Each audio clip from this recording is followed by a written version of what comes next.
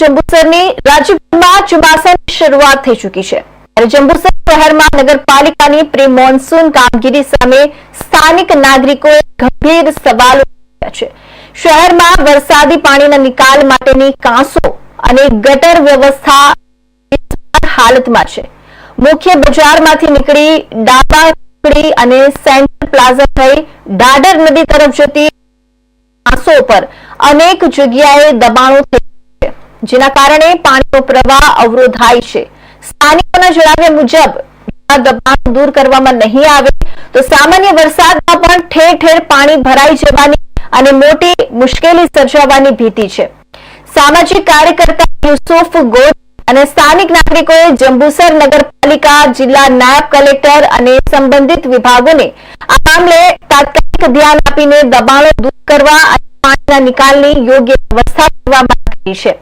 આ ગંભીર મુદ્દે જ્યારે જંબુસર નગરપાલિકાના ચીફ ઓફિસરનો સંપર્ક કરવામાં આવ્યો ત્યારે તેમણે કોઈપણ પ્રકારની સત્તાવાર પ્રતિક્રિયા આપવાનો ઇનકાર કર્યો હતો। તંત્રની આ ચૂપકીદી સામે પણ હવે અનેક સવાલો ઉભા થઈ રહ્યા છે।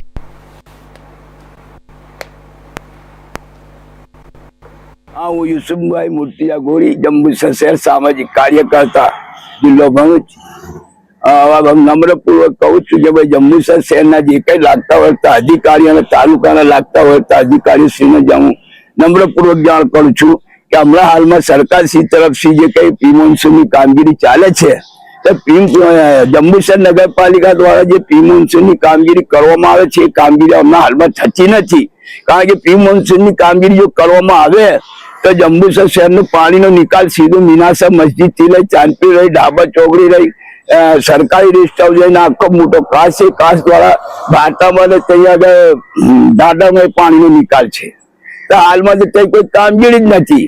કાચો જે લોકોએ મોટા મોટા શોપિંગો બનાવ્યા, લાખોની દુકાનો બનાવી, ત્યાં પૂરણ કરેલું છે, પણ આ જંબુસર નગરપાલિકાએ કોઈ જાતનું ધ્યાન કેન્દ્રિત કર્યું નથી।